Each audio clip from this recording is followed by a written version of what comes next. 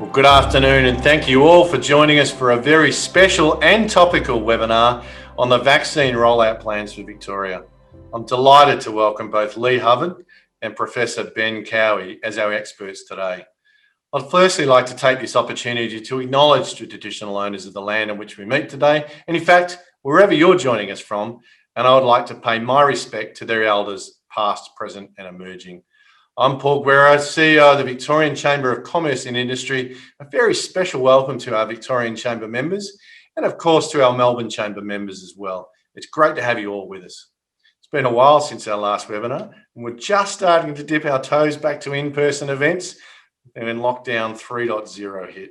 It's great to have you here today, and even better knowing that the lockdown lifted last night and we're all able to get back to what we do, doing what we love best.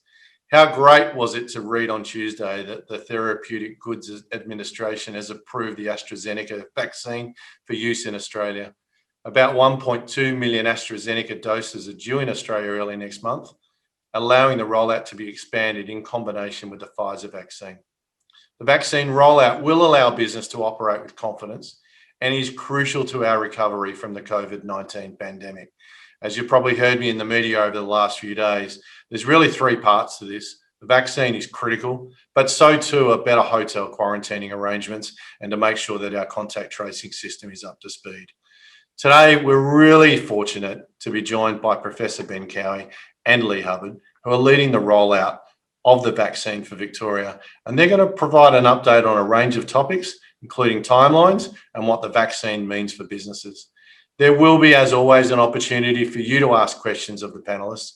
So please type your questions in the question box as you go, as something comes to mind, and we'll make time with Jess towards the end to make sure that they can be answered for you. So with that, I'd like to welcome both Ben and Leigh. This briefing is just critical for our members, and Leigh, I know you're going to take the lead here, so thanks. Thanks very much, Paul, and thanks for the welcome. I'm working with the engagement team within the Department of Health on the rollout, and obviously Ben Cowie, who's going to speak to you, is effectively he's the Executive Director of the engagement, and has certainly got an infectious diseases background, works with the Doherty Institute in terms of leading public health research. And so Ben's got a wealth of knowledge, not only engagement and public health, but the technical knowledge around the vaccines. I suppose my background, some of you will recognise my name. I used to be the Secretary of the Victorian Trades Hall Council many years ago when Neil Colson was around and other people. And I must say this is an issue that goes beyond labour and business and the sort of normal squabbles and disputes we have. This is around Victoria, it's around our continued prosperity, and it's around the health and safety of all of our community. And the vaccine is the sort of light at the end of the tunnel. It's not the panacea, but it's a very good part of the protections that we'll need for the future. So it's a really positive story. Every Victorian's been given the commitment they'll have access to the vaccine by the end of the year. And we're really determined to make sure that it's rolled out in a way that's not only effective and efficient, but also involves as many organisations as possible in the design and the kind of feedback loops that we can create to make it suitable and accessible for every business and every community. So I'm available after Ben. Ben's got a commitment at 3:30, but I'm available for about 15 minutes after that to answer questions. And of course, we stand available through your Great Peak Council to actually answer further questions and engage with particular subsectors of your industry. So thanks for the opportunity, and I'll now hand over to Professor Ben Cowie. Thanks, Ben. That's great. Thanks so much, Leigh. And Paul, absolutely, it's a great pleasure to be here today. Thank you for the invitation to have a chat with the members of the Victorian Chamber of Commerce and Industry around the COVID-19 vaccination rollout. It's clearly something that's very front of mind for all of us. After the experiences that Victoria's had in the last year and, the residents of Victoria, but also the businesses of Victoria, clearly the impact of the pandemic has been devastating. So what I'll do is I'll work through some slides to give a bit of an update on the timeline and how this is going to work. And then I'll pause to let you ask the questions that I know your members are really wanting to to ask. So I'll start sharing my screen, and hopefully this works seamlessly. Can I get confirmation that's projecting okay? Yep. Right. Thanks very much. So look, really a great pleasure to be here. This is a Commonwealth program. So the vaccines have been purchased by the Commonwealth. They're being sent to states and territories by the Commonwealth. And obviously we're all really excited because the first Victorian to be vaccinated is going to be next Monday. So our vision, if you like, is to get these vaccines into every eligible Victorian over the course of 2021. They're going to be free for everybody. We're going to have a system that ideally is going to make it really easy for people to be vaccinated as close to home or work as possible. And there's a lot more work that needs to be done in planning how that's going to roll out, but we can talk about that subsequently. We really want to make sure that there's equity and access for Victorians based on geography and their social and cultural groups. So to do this, we've got to set up, and it's been described as the most significant logistical exercise since the Second World War. I've heard that description, and it certainly feels like it today, I've got to say. But we've got to set up a system that's not only getting the vaccines out there, but doing that in the absolute safest way possible, and really giving Victorians a sense that they've got a quality program that's being delivered for them. And that's how we're going to build public trust and confidence. We've got to be open about the vaccines. We've got to be transparent about any adverse events that might occur, because they will happen. And we've got to bring the public along with us on this journey. And obviously members of the chamber here have a huge role as leaders of the community and leaders within their own business sector as well, at being really an authority on these vaccines and really championing them, because Paul's right. This is part of how we stay open as a state, and it's certainly part of how we stay safe. So I've mentioned it's a Commonwealth program, which it is, but the Victorian government's committed to implementing it as effectively and smoothly as we possibly can. We are working day by day with our Commonwealth colleagues to try and improve the flow of communication and ensure that we're across everything that's happening. But, you know, as Paul said, the TGA, right from the approval of these vaccines, Pfizer back on the 25th of Jan, and then the AstraZeneca vaccine just 2 days ago, all the way through to the safety and monitoring, the distribution I've already mentioned, the Commonwealth is engaged in all of that work. But then when it comes to the vaccines actually getting to the state, we've got a very significant role in actually getting them into Victorians. And I'll spell that out as we go forward. But ultimately, it's the people, the expert health workforce who are holding the needles and putting them into Victorians, they're the ones doing the real job here. And so we're going to partner in the first instance with our hospital vaccination hubs, which I'll talk about for the Pfizer vaccine starting on Monday. And then through all of the providers for the AstraZeneca vaccine in particular, as we go forward, partner with them and support them to deliver this program as best we can. So these first two vaccines that we've been talking about are the first two of the ones that the Commonwealth has purchased that are available and now approved for use here in Australia. Now, this has been commented on in the press and is common knowledge. One of the reasons we have to restrict the storage and distribution of the Pfizer vaccine is that it needs to be kept at -70 degrees. Now, this is completely out of the scope of our usual vaccine program and all of those cold chain mechanisms that we've developed, which is why we've got to put special freezers at these 9 sites across Victoria to store the vaccine that the Commonwealth sends us. And this does open up difficulties in terms of the distribution, clearly. With the AstraZeneca vaccine, that uses conventional cold chain, and that really opens up the ability for that vaccine to be used in a far greater range of settings, which I'll come to subsequently. Now, one of the big questions that keeps coming up, and including amongst panels of my colleagues on ABC TV programs sometimes, is about the efficacy of these vaccines, right? So what is the difference between the Pfizer vaccine and the AstraZeneca vaccine in particular? So there's a couple of important points to make here. First of all, when we're talking about 95% efficacy versus for the AstraZeneca, the pooled analysis saying 67%, that's talking about the degree of protection against symptomatic infection.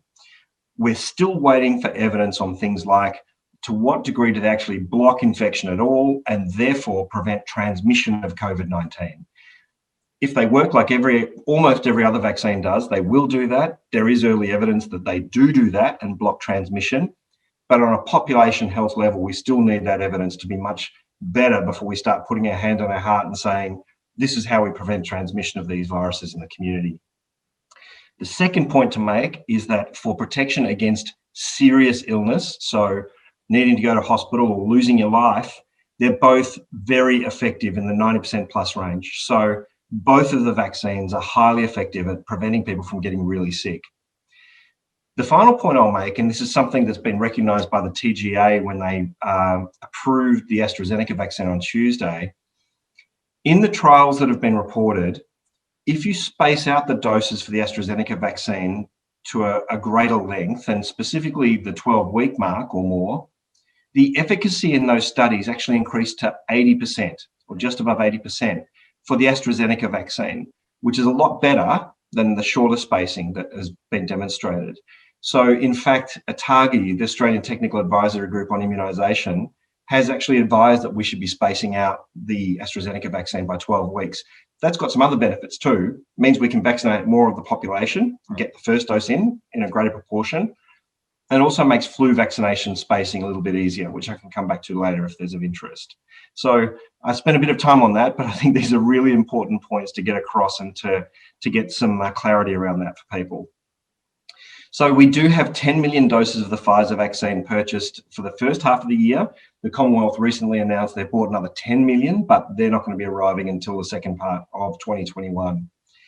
In contrast, we've got over 50 million doses of the AstraZeneca vaccine, the vast majority of which is going to be made right here in Melbourne at the CSL facility. And at peak, so when we're looking at the Pfizer vaccine, starting next week, the Commonwealth is giving us about 11,000 doses for next week and the week after and the week after that, which is great. It's a great start. But with the AstraZeneca vaccine, we're hoping to scale up to having 250,000 doses a week that we can really flex up and get into Victorians over the course of certainly May, June, July.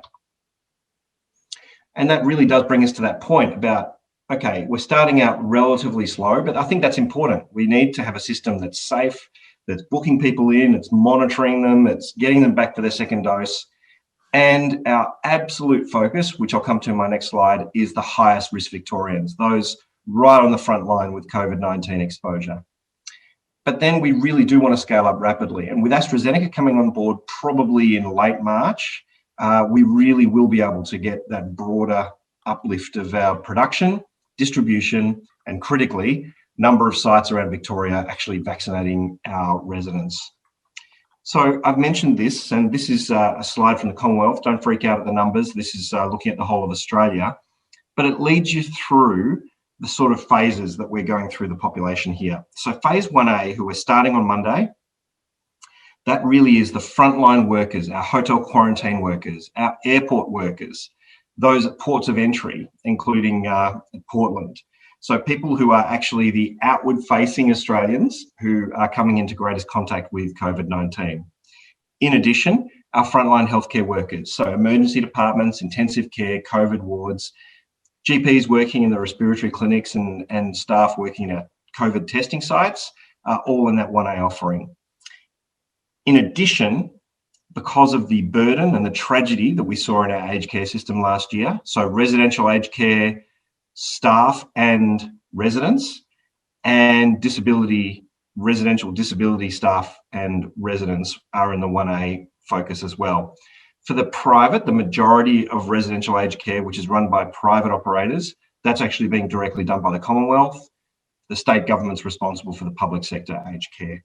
And I won't go through it in too much detail, but you can see the phases we go through. So in 1B, which we hope to be able to get to maybe in April, will be so people over 70, other healthcare workers, Aboriginal and Torres Strait Islander people over the age of 55, and younger people with chronic medical problems, and other critical high-risk workforce, such as emergency responders. And then you can see as the chart goes on through the different phases. So it's really uncertain when exactly these will kick in, because it's dependent on a whole lot of variables. But like I said, we're hoping maybe 1B can start in April, then 2A might be able to start in May if things go well, and then getting to 2B by July. But that's really rough, sort of just indicative. It depends on vaccine supplier, depends on how many people are vaccinating, a whole lot of factors. So this is the offering from the hospital hubs. This is what starts on Monday. And indeed, the first hubs to start up will be Western Health, Austin Health and Monash Health. And that's because those metropolitan sites, particularly the Western and Monash, are also providing vaccination for, so Western's covering the airport and Monash, through their partners in Alfred Health, are covering the hotel quarantine workers with that first 11,000 doses per week. So this is really the front end. This is using that vaccine, which is hard to store and hard to distribute, but it's the one we've got first. So really getting it into those 1A workers as fast as we can, and the hotel quarantine and airport workers being the 1A of the 1A, if you like. But then I think it gets, that's really important, critically important, but it gets more interesting when we think about how can we actually build out a system that's, once we've got AstraZeneca on board, able to have a much broader range of vaccination sites and really start to be able to get vaccine out to Victorians wherever they are. And so we're doing this work in parallel. Our focus is clearly next Monday, but in parallel, we've got teams working on the AstraZeneca models and how they might work. So yeah, the hospital hubs will continue. Other health services will have the AstraZeneca vaccine to start giving their staff and also their communities, community health centres, and then obviously a big role for general practice and for pharmacies. And that's, the Commonwealth's put out expressions of interest for general practices. And we understand from our primary health networks that in some of our PHNs, over 80% of GPs have submitted expressions of interest to be involved. Now, an expression of interest doesn't mean you're going to do it in the end, but it shows there's a lot of appetite out there amongst GPs to be involved. This is a good news story. And after COVID-19 and everything that did to us, you can see why so many people are keen to be part of the solution. But some other interesting models, maybe some mobile vaccination models, and certainly high volume or sort of mass vaccination centres are in scope as well, to really try and get this vaccine into as many Victorians as possible. So that's just spelling out what I've said on the previous slide. I think the detail really will fall out when we get an idea from the Commonwealth how many GP practices are going to be vaccinating and where, how many pharmacies are going to be vaccinating and where, and then us as a state can start thinking about plugging the gaps with community health, and not just gaps geographically. We've certainly seen, for instance, some of our community health clinics or community health centres do amazing work with vulnerable populations, such as people in the public housing towers, people from culturally and linguistically diverse communities, and we really want to continue to support those partnerships and that service to those groups who are sometimes left behind by the broader health system. So as part of that, and I think I'll stop after this slide because I really want to get to the Q&A. I know you've got a grilling ready for me, Paul. We really want to do this in partnership. The government's not going to do this alone. Neither the Commonwealth nor the state will do this alone. I should have mentioned on the previous slide, Victoria has great history of local government councils providing vaccination, and we really, really want to use that expertise and those fantastic partners as well. Again, they understand their communities much better than any sort of state or Commonwealth government could. And so we really, and this is, I'll maybe just speak about the bottom right here, integrated. This is not the only show in town, okay? As Paul said, we have to continue to be able to respond to outbreaks, even once the vaccine's rolled out. We have to keep testing people. And also, we've got to protect our health system to be able to deliver the care that many people have deferred in the last year, including, many of my sort of more senior family members were worried about going to hospital over the course of the last year, and they've deferred essential care. We need to get those people back in the health system and getting looked after. So it has to be integrated across the broader response. So I am going to stop there and stop sharing, so no one has to read all my emails, and we should be good there. Brilliant. Ben and Leigh, I'm just in total awe of the detail that you've just gone through there. Godspeed as you roll it out. And it stands as an offer. Whatever you need from us, and I'm sure our members, just ask, because your success in this is our success in this. We get to a couple of questions, and one right off the top. Am I taking the vaccine? Ben, you know this stuff better than me. Is it safe for me to take? Is it safe for my kids to take? Is it safe for my co-workers and employees to take? Yeah. So the answer is yes. These vaccines are safe. They've been rigorously tested. So the clinical trials included tens of thousands of volunteers, and they've now been given to tens of millions of people overseas. Every vaccine has some side effects, and that's kind of expected. You put the vaccine into someone, their immune system wakes up, and that causes why people get the local pain. They might feel fatigue, a bit of muscle aches and pains, headache, feel a bit poorly. That's because their immune system is kicking in. The vaccine is working. So there are adverse events. Rarely, really rarely, there can be serious ones. Allergic reactions, which can be life-threatening. So in the USA with the Pfizer vaccine, I think the incidence of those was about one case for every 250,000 people. So it's not common, but it's something we have to be prepared for, which is why there's going to be medical and nursing staff at every vaccination site. Everyone who gets vaccinated has to wait for 15 minutes after they've had the vaccine. So yes, they're safe, they're effective, they're free, and they'll stop you from getting really sick from COVID-19. So absolutely, yes, get vaccinated. Kids at this stage, not in the program. So under the age of 18, not in the program. So we're still waiting for more evidence on efficacy and safety in kids. Yeah. Okay. So when we talked last week, one of the side effects you saw was a high sick leave rate the day after the vaccine was given. And I ask that because it'll be important as employers that we have that in mind as the vaccine rolls out. Is that still the case? Yeah, so certainly the proportion of people, and look, a lot of this evidence comes from pretty exhausted and actually sick workforces. So the people who are being vaccinated over, like particularly healthcare workers in the UK and stuff, they've been through a really horrible time. It's actually hard for us to understand in Australia just how hard it's been. Yeah. So we're not starting out with people who are well rested and healthy, and so I think we need to keep that in mind. Let's take the Pfizer vaccine as an example. The adverse event rate was higher after the second dose compared with the first dose. If you're looking at things like headache or fatigue, around a quarter of people reported that after they were vaccinated. The vast majority of people got those side effects within the first 24 to 48 hours, and almost all were resolved within 24 hours of onset. So I don't know how it's going to play out here, but certainly I think it's not going to be the same sort of rates that have been reported from some of those workforces overseas, which were like 30% absenteeism or something. We're starting next week. We're starting with really high-risk workers. We're going to have local evidence soon so we can come back and say, this is actually what it looks like in Australia. Yep. So I want the AstraZeneca vaccine. I don't want the Pfizer vaccine. Right? Lucky. We've got a lot more of the AstraZeneca, so you're welcome. Do I get to choose? No, you don't get to choose. So you get to choose whether you're vaccinated. This is not mandatory for anybody in Australia. Yep. But once you've made that choice, you get the vaccine that's available at the place you're getting vaccinated.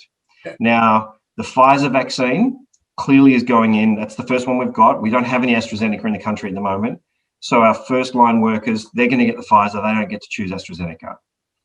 Going forward, because Pfizer is only available through those 9 hubs, the vast majority of us are going to get AstraZeneca. If they're getting it, their local GP, their pharmacy, local health service, community health, local government, that's all AstraZeneca because the Pfizer can't be stored at those places. Yep. So no, you don't get to choose. And that's largely down to 2 things: logistics, storage, distribution, and just the fact we've got 5 times as much AstraZeneca coming in. Yeah.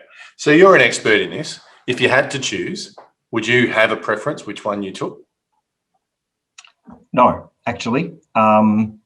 They've both got advantages and disadvantages.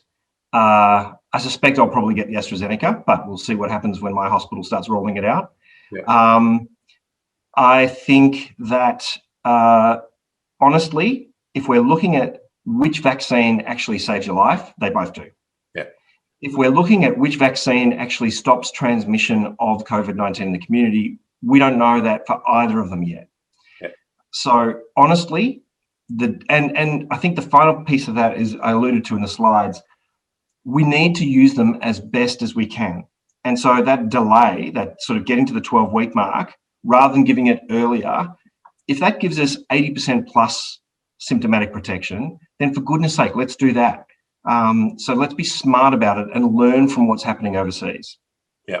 So, Ben, I can troll the internet or Facebook and I'll find a million reasons why I shouldn't take it.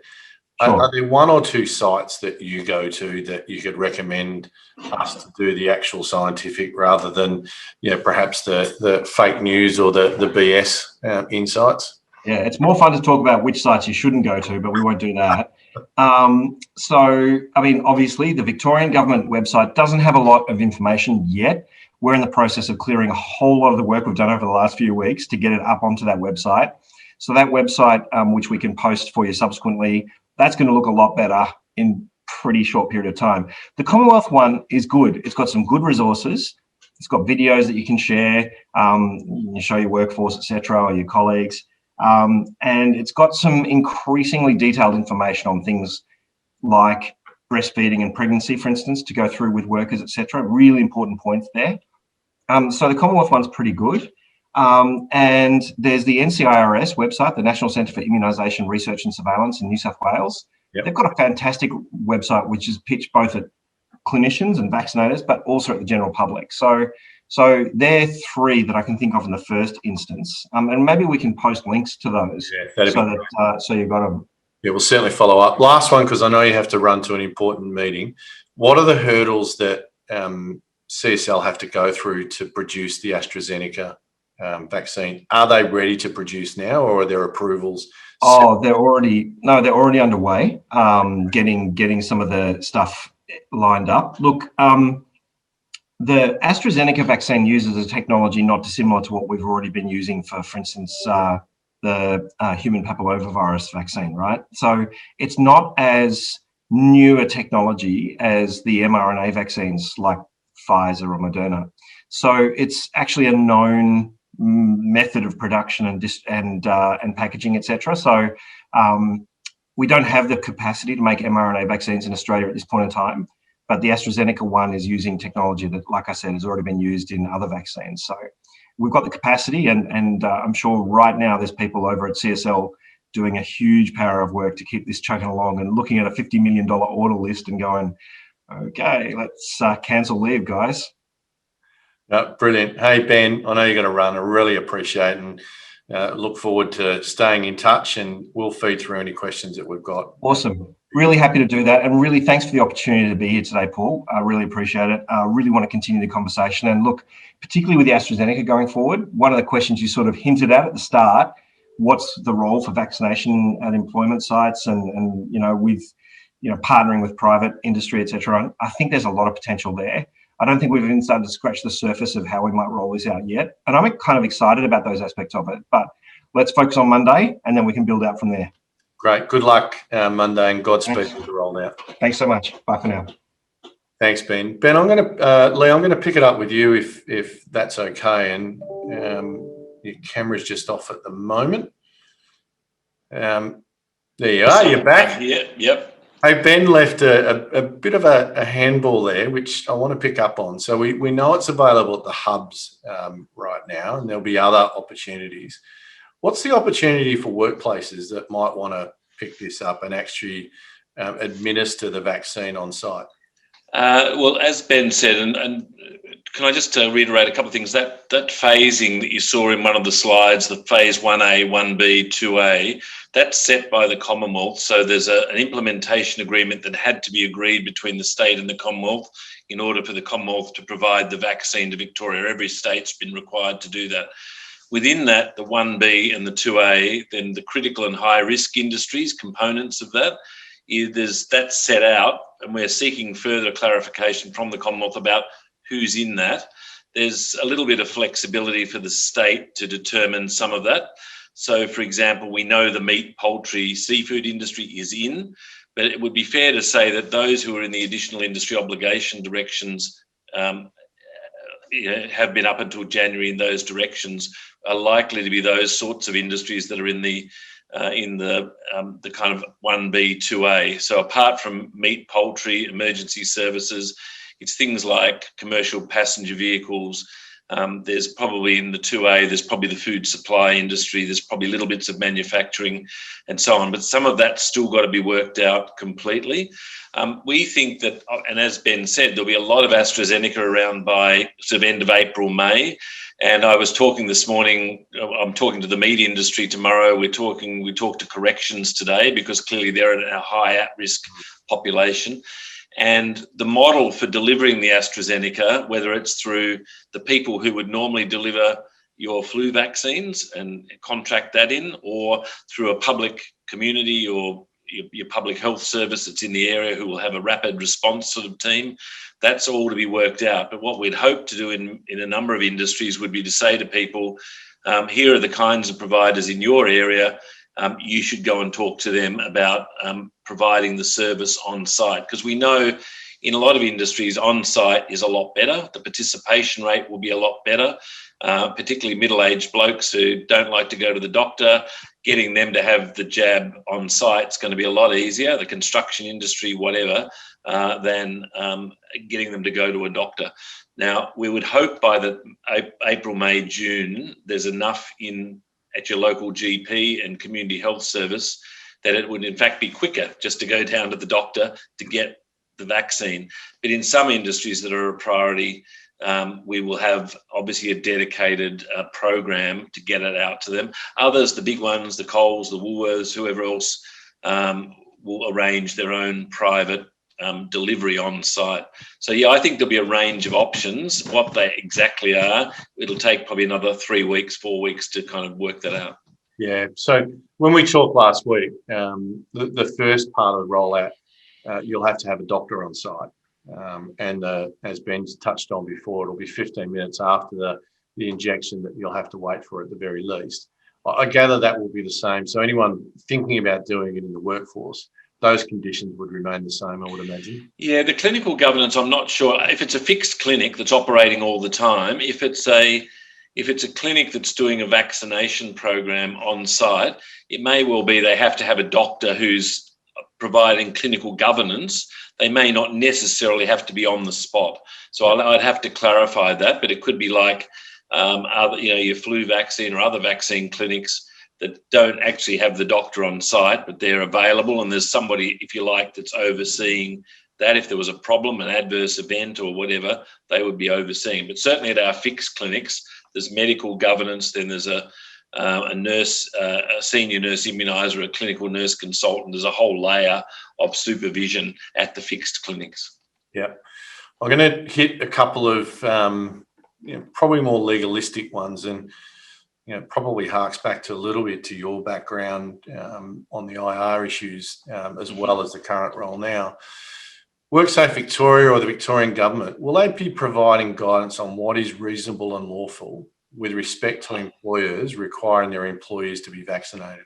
I don't know whether that's something they're going to dip their toe in. As Ben said, the Chief Health Officer, and neither at the federal or at the state level, have mandated it in any area. And part of the reason for that is because at this stage, there's no peer-reviewed evidence that the vaccine stops either contraction or transmission of the virus.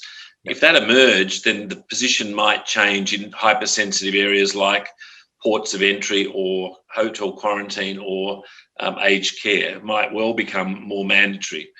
But at this stage, it's not mandatory, it's voluntary, and there's a whole range of balancing things around that in terms of encouraging people rather than sort of, if you make it compulsory, then do you create a dispute or a angst in the workforce. We know that 15 to 20% of people won't want the vaccine to start with, and there's another 20% who are kind of reluctant but can be convinced. And we're really going to be focusing our material on that 20 to 30%. I don't know whether you saw the figures earlier in the week. And our figures, our research in Victoria, the Victorian government research echoes what the Commonwealth produced, and that is that probably only around 50% at this stage say that whatever they heard, they would go out and get the vaccine.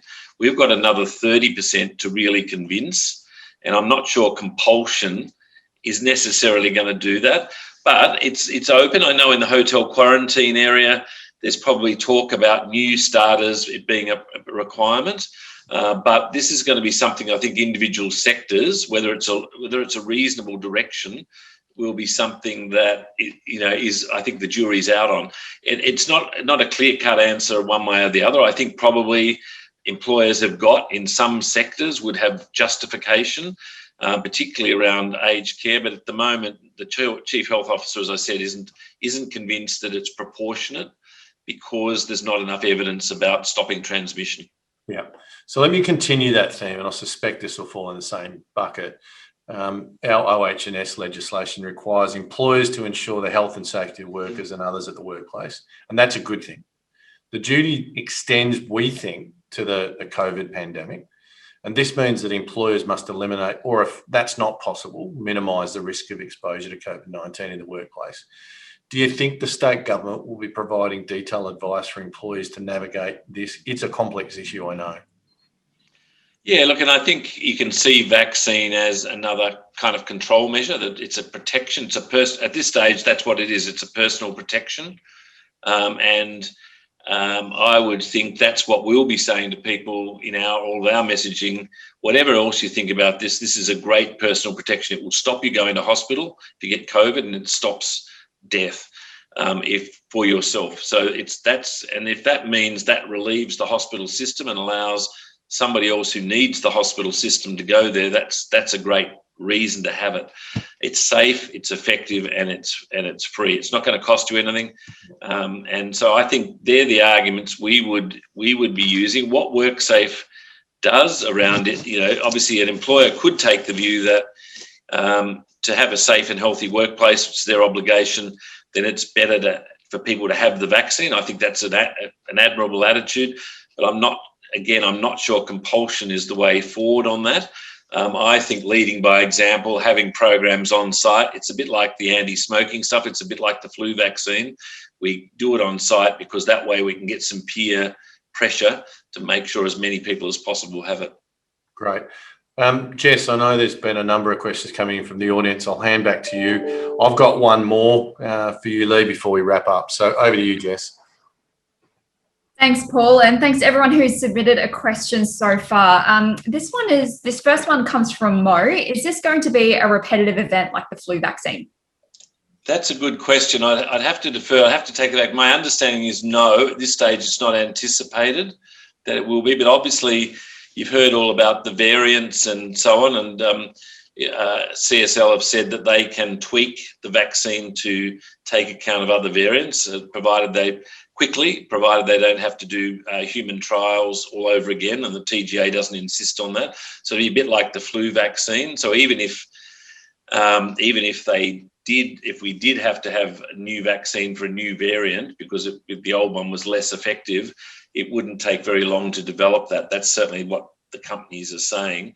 But at the moment, I think they are saying that it's not going to be a requirement to have a repeat and recurring vaccine. But I think the jury is still out on that. And I'll come back to you with an answer. I'll take that back up with Ben. And if there's any different answer to that, I'll relay that back. Thanks so much, Leigh. Appreciate it. I've got another question here from Glenn. How will those employers categorised as either 1A or 1B, as in phase 1A or 1B, be advised of upcoming vaccinations of employees? That's a good question. Certainly what we're doing at the moment with, say, the airports or hotel quarantine is we are asking the employers in that area, and we'll do probably the same. Well, I'm not sure we'll do that the same in the meat, poultry, seafood industry. We're actually getting the data from the employer and then issuing invitations through what we've called our CVMS system, which is the COVID management system, the COVID vaccine management system. It then issues invitations. People book in for an appointment. They pre-fill a lot of the data. They get a time and they go along to the clinic. That's what's happening in the 1A groups. How that rolls out for the 1B groups remains to be seen, but I suspect we'll probably do something the same for 1B. 2A, because there's a lot more people in that group, may well be an employer simply making an arrangement with a provider, whether it's public or private, and then having them come to vaccinate. Remembering that every provider who's doing it now, the law changed this week in the Commonwealth, because the Australian Immunisation Register was voluntary up until this point.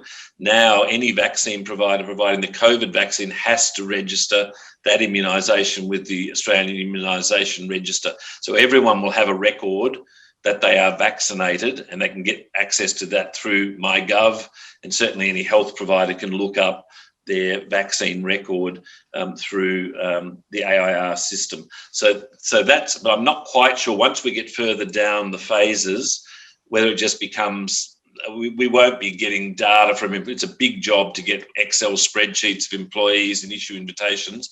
It will probably just be people making appointments with providers. I can't answer how we're going to do that as it rolls out. Great. I think I might ask one more question before handing back to Paul. This one might be another tricky one to answer, but we'll get your opinion anyway. Once vaccinated, do you think one still needs to quarantine if travelling interstate, or if they are permitted to travel internationally? Yes, look, I think a lot of those precautions will still be in place, including in the workplace, because, as I said, there's no guarantee yet about the vaccine stopping transmission. What it does do is give you personal protection. So I think a lot of those COVID safe practices, including isolation and including distancing and whatever else, bubbles, will still have to be in place in particularly in high risk and sensitive areas. I did put some website addresses in the chat for the federal and the state, and if you can have a look at those. The other thing that Paul, that wasn't mentioned was there are risks for people, obviously, with anaphylactic reactions, and there are going to be special clinics for those who know they have, severe allergic reactions, so they can actually be monitored properly with a full medical kit there at the clinic. People who are pregnant or breastfeeding, there's advice from ATAGI about them being either not having it or being very cautious about having it. So there's advice on the Commonwealth website about that. And of course, there is some concern with AstraZeneca about over 65s. It's not as, I don't think the media's played it up a bit. It's not that no one over 65 should have the AstraZeneca, but it's simply that for very old, quite old people, the benefits and the risks may be too great. So that's got to be taken on a case-by-case basis. So there are some, and as Ben said, under 18s are not to have it. The other thing is you shouldn't arrange your flu vaccine programs around AstraZeneca. AstraZeneca or Pfizer have got to be given at least a couple of weeks apart from the flu vaccine. So if you've got a flu vaccine program, make sure any AstraZeneca, and you're advising people they can't have they can't have the COVID vaccine within 2 weeks of a flu shot. They're sort of the major things, but a lot of this stuff will be in the material that comes out in the coming weeks. Great. Thank you, Jess. Leigh, I have a couple actually. The first is if I'm got a case where I'm heading overseas for an extended period of time, is there an opportunity to come up the queue by way of prioritisation, or is the settings been set and that's it? The settings are set by the Commonwealth and we're implementing them. So at the moment, I don't know of any sort of personal circumstances, examples where, but I remember we're not talking a long period. We're talking end of February now. By the end of May, June, we'll be well into, the general population. And when you looked at that slide, and I've sent you and Lauren a copy of those slides so you can distribute those to your members who are online. There are actually in that first 1A, 1B, 2A, there's probably more than half the Australian population, because everyone who's over 60, young people with underlying health conditions, critical industries, all health workers, there's a huge proportion of the population will be done before you even get to July. So I hear what you say about people travelling, and if someone had a family emergency going overseas, I'm not sure. I haven't heard of that being taken up, but I'll take that back. Yeah, that'd be great. You mentioned it a couple of times now, and I've heard some anecdotal reports that suggest Victoria is going to have their own structure. I heard you say we're lockstep with what the federal government is putting in place, save for a couple of interpretations inside the specific categories. Yep, absolutely. It's an agreed signed between the ministers, the federal health minister and the state minister. There's an implementation plan. We don't get the vaccine unless we sign up to that. There is some stuff around the edges like corrections. That was part of an original 1C, and then it kind of got dropped off. Victoria is probably going to put corrections into 1B. There'll be some other areas like commercial passenger vehicles. If you think about it logically, the incursion risk is through airports and hotel quarantine. And then if you were thinking it got out of there, where would it go? How would it get out? So you've got industries, you've got demographics, communities, types of workers that are logical, where the kinds of people we had outbreaks in the second wave last year. So we're looking at a lot of that evidence around the second wave last year, the higher risk. And then there's the other element, which is criticality. If something fell over in Victoria because you had an outbreak, what damage would it do? So say a supermarket distribution centre or a power station control centre, should they get the vaccine a bit earlier than others, because then they may not be high risk as a group, as a community group, but they may be because of the criticality of the infrastructure. So those are the things that we're currently balancing, but it's all within that framework that's been set by the Commonwealth. Great. Leigh, last question. I know you have to go in a couple of minutes. What do you need from us? What do you need from business to support you? Look. Any doubts you have, any queries you have, please come through back through yourself, Paul, and others at Vecchi. That's one thing. Second, communications. Once you've got the Commonwealth and the state sort of frequently asked questions, please don't hesitate to reach out if you need some help with communications to your workforces. Please do that. Or if you've got things you don't think are being addressed adequately by our material in terms of the fears that people are expressing, or lack of credibility or something, please get in touch with us. There's a general email address called COVID vaccination at dhhs.vic.gov.au. You can just drop us a line there, and at least we've got a record of the comments or whatever else it might be. But please come back through, I think, VCCI first, and then come to us with any of that. But it's mainly support and convincing your workforce that this is a good thing, it's a safe thing, and it's for not just for them, but for the whole community. Brilliant. Leigh, you've been extremely generous with your time. Thank you.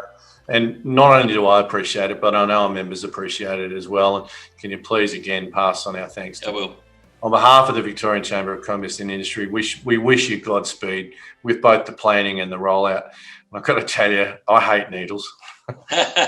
You won't have to ask me twice to roll my sleeve up. I'm so looking forward to the rollout of the vaccine, I can't tell you. Yeah, no, a few people hate needles. Yeah. Oh, I'm shocking now. I had to have a blood test last week. It was just horrible. Anyway, another story. You find all of Vecchi's previous webinars on our website, so you can catch up anytime on the sessions that you've missed. This one will be uploaded over the next 24 hours as well. So again, share it with your workforce, share it with your family. We want to make sure that message gets out, and you can find it on www.victorianchamber.com.au. Hopefully, we're all back to hosting events such as this one in person. If we get the chance, Leigh, we might actually do that and get you to meet some of the members in person as well. With that, thank you all very much for your attendance. Have a wonderful afternoon. Thanks.